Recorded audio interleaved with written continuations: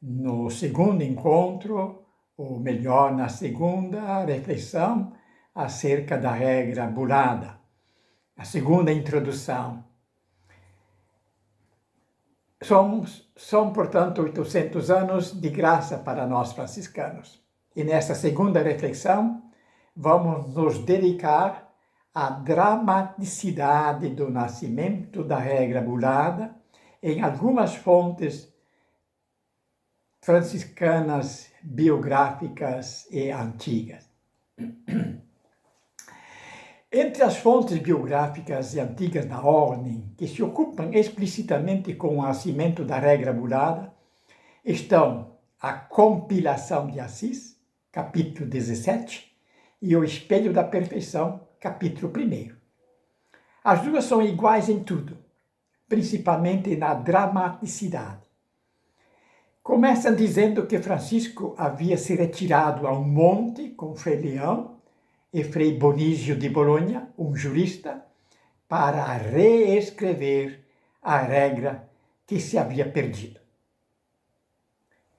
Alguns provinciais, sabendo disso, disseram a Frei Elias, então ministro-geral: ouvimos dizer que esse Frei Francisco está fazendo uma nova regra. Tememos que a faça tão dura que não possamos observá-la. Queremos que tu vás até ele e lhe digas que nós não queremos ser obrigados àquela regra, que ele a faça para si e não para nós. Frei Elias, temendo uma repreensão de Frei Francisco, respondeu-lhes que não queria ir. Como insistissem, disse então que só iria se eles fossem juntos. Foram assim todos. Chegados ao lugar e perguntados por Francisco o que queria, Frei Elias respondeu como haviam combinado, e que estavam para protestar e que não queriam ser obrigados a tal regra, que a fizesse para si e não para eles. Então o bem-aventurado Francisco voltou a face para o céu e falou assim a Cristo: Senhor, não te tinha eu dito que eles não acreditariam em ti? Vem então o essencial de toda essa dramática narrativa, centralizada na resposta que vem do céu de Cristo. Diz assim: Francisco, nada de teu há na regra, mas tudo o que aí se encontra é meu. E quero que a regra seja observada assim, a letra, a letra, a letra, e sem glossa, e sem glossa, e sem glossa. E acrescentou: eu sei quanto pode a fraqueza humana e sei quanto quero ajudá-los. Os que não quiserem observá-la, que saiam da ordem.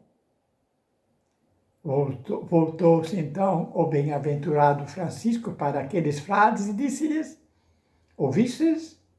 Ouvistes? Quereis que vos faça dizer de novo? E então aqueles ministros, confundidos e reconhecendo-se em culpa, retiraram-se. A lenda retrata muito bem o desafio, a tensão, o drama que mencionamos na vez passada, na última reflexão, acerca da dificuldade de uma observância fiel à regra. Por isso, desde cedo, surgiram algumas tendências bem distintas e opostas entre si, e que, superficialmente, nós aqui vamos reduzi-las a duas: os espirituais e os comunitários. Os primeiros, conventuais, ou melhor, espirituais, lutavam por uma fidelidade irrestrita, literal, a todas as prescrições da regra. Por isso aqui o cronista, representante desse grupo, usando a boca de Cristo, diz que ela deve ser observada a letra, a letra, a letra. Alguns representantes dessa corrente foram tão longe em seu radicalismo que, não conseguindo conviver com certa mediocridade, principalmente no que diz respeito à pobreza, acabaram caindo fora da fraternidade, da ordem e da igreja. Os do segundo grupo, talvez a maioria, lutavam por uma adaptação da prática com os princípios da regra. Diziam, por exemplo, que, devido ao crescimento do número de frades e da necessidade de reunir os novos e numerosos vocacionados, que se apresentavam com uma formação muito aquém da necessária para um bom começo, precisavam construir conventos grandes e espaçosos, a fim de poder acolher a todos de modo conveniente e eficaz em vista de uma boa formação.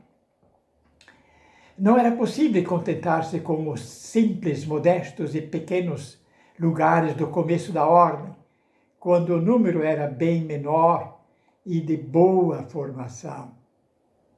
Além do mais, a itinerância, tal e qual como era praticada nas primeiras décadas, tornava-se cada vez mais difícil, gerando, às vezes, boas-vidas, zanzadores e vagabundos que se aproveitavam das esmolas dos fiéis em vez de serem anunciadores do reino. Poder-se-ia falar também da questão do dinheiro. Como andar sem ele num mundo cada vez mais movido pela moeda como um meio de troca? Mas o mais difícil, como viver com ele, sem ele, isto é, sem apegos, mas puros e limpos da ganância e corrupção do mundo? Da mesma forma, a esmola. Enquanto os padres eram poucos, o povo sentia-se feliz em poder sustentá-los. Mas agora, como sustentar tantos pedintes que a toda hora batiam à porta de suas casas? Era necessário encontrar outros meios de sustento, além dessa e do trabalho. No caso, seria a renda. Mas como viver de rendas e outros bens sem adonar-se deles e permanecer na santa pobreza, de coração livre, como os pássaros do céu e as aves do campo? Por isso, no fundo dessa lenda, está a velha luta, o antigo drama entre o homem da carne, natural, terrestre, e o homem do espírito, divino e celeste, Adão e Jesus Cristo. No dizer de São Paulo, o homem tem o desejo de fazer o bem. Essa é a sua lei maior. Mas há uma lei menor que o impede de realizá-la. Diz ele na carta aos Romanos: pois o que faço não é o bem que desejo, mas o mal que não quero fazer, esse eu continuo fazendo. Por isso, o Mestre Jesus nos ensina a que todos os dias digamos ao seu e nosso Pai: venha a nós o vosso reino, isto é, vosso reinado, império, poder, faça-se a vossa vontade, isto é, que Ele nos revista com o poder do seu bem-querer, expulsando de nós o mal-querer. Por isso, magistral foi a atitude e a resposta de Jesus àqueles provinciais. E também a Francisco. Como, por ocasião dos discípulos, amedrontados porque a barca agitada pela força dos ventos revoltos parecia afundar a todos, ele aparece e apazigua uns e outros, sem, todavia, deixar de confirmar a integridade de sua regra, como que dizendo-lhes: não tenham medo, homens de pouca fé, creiam em mim, creiam nessa ordem, eu estou nela, como estou na igreja, estou nessa regra, como estou vivo e verdadeiro, como estou nas Sagradas Escrituras, no Evangelho, na hóstia, na Eucaristia. E a Francisco, por sua vez, e a todos os espirituais que corriam o risco de, a exemplo dos fariseus, em relação à lei, querer se adorar da regra e do carisma, pede que se acalme e que não se esqueça de que tudo que há na regra não é nada deles, mas tudo dele, Jesus. E para os ministros provinciais, que se viam incapazes de viver à altura do carisma evangélico, proposto pela sua regra, essa confortante exortação. Eu sei quanto pode a fraqueza humana e sei quanto quero ajudá-los. Uma outra versão dessa lenda nós encontramos em São Boaventura, mas de modo bem diferente, ameno e mais razoável, mas não menos misterioso, divino. Começa narrando que, diante da grande expansão da ordem, Francisco resolveu pedir que a forma de vida aprovada pelo Papa Honório fosse confirmada definitivamente pelo seu sucessor. Foi então que o Senhor lhe veio em socorro mais uma vez em forma de sonho. Francisco parecia ter recolhido da terra pequeníssimas migalhas de pão e ter de distribuí-las a muitos frades, com fome, que o cercava. E como temesse distribuir migalhas tão pequenas, com receio de se desfazerem nas mãos, uma voz do alto lhe falou: Francisco, faz uma grande hóstia de todas as migalhas e dá a quem quiser comer. Tendo feito isso, aqueles frades que não recebiam com devoção ou rejeitavam o dom recebido, logo apareciam claramente infectados de lepra. Como custasse a entender o significado, no dia seguinte, enquanto rezava, o Senhor mesmo veio-lhe em auxílio outra vez com este esclarecimento: Francisco, as migalhas da noite passada são as palavras do Evangelho, e a hóstia, a regra, e a lepra, a iniquidade. Francisco entendeu que era preciso, pois, elaborar uma nova redação daquela regra originária, uma redação que servisse de alimento, de viático para os frades que deviam percorrer o mundo inteiro. Recordemos que, na última ceia, ao instituir a Eucaristia, Jesus mesmo se faz o alimento mais excelente, forte e vivo, para que seus discípulos pudessem percorrer o caminho desta vida, o caminho da cruz, com fé e segurança, unidos a Ele. Eis a essência, o resumo da vida e da regra dos apóstolos, agora concedida a Francisco e a seus seguidores.